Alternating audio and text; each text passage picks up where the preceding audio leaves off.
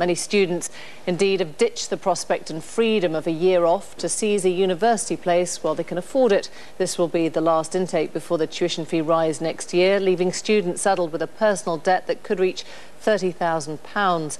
Those against the hike say it will put students off applying and will change our society's approach to university forever. Our political correspondent David Grossman asks if the evidence actually bears this out. The teachers here at Mossbourne Academy in Hackney, East London, clearly encourage their students to go to university. The head thinks, though, that next year's rise in fees will only make prospective students more discerning. 3 years, 4 years in a university is a good investment.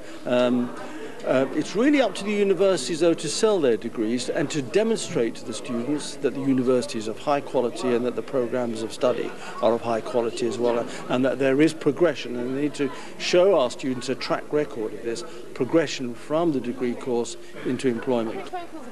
But some fear it's students from poorer backgrounds who will be put off.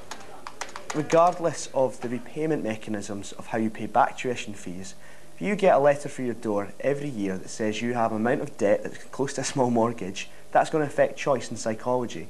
And so I think those that come from backgrounds where perhaps their parents never went to university, perhaps they didn't get the advice and guidance that would have made them make a rational choice, they're going to be massively put off because they think they'll have this huge debt hanging over them. And I don't think no amount of explanation is going to get round that psychology and fear of debt. It's now or never. Maybe that will happen this time, but in the past, hikes in fees haven't had a lasting impact on the size or social mix of the student population. In 1998, upfront fees of £1,200 a year were introduced, replaced in 2006 by deferred fees of £3,000 a year. Here's a graph showing the proportion of 18 to 19-year-olds going to university over that period of time. In both change years, we see the same rise in entry the year before the changes come in. There's then a fall in the year the change actually happens, but look what happens after that. Things get back to normal and carry on rising in the subsequent years.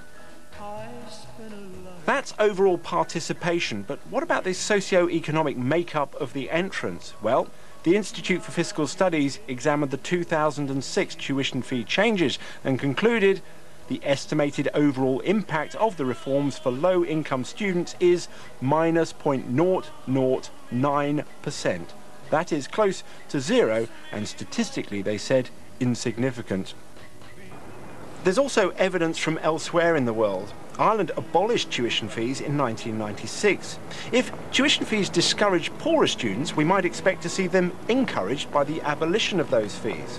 But the study, again by the IFS, concluded in Ireland the abolition of fees did not change the effect of socio-economic status on university entrance, which was effectively zero before and after the reform once one controls for exam performance. The only obvious effect of the policy was to provide a windfall gain to middle-class parents who no longer had to pay fees. In fact, the evidence shows that it's actually exam results that are the biggest factor in getting students from poorer backgrounds into university. That's the real challenge for policymakers. To improve their life chances, they need to be making a difference long before students are even thinking about university.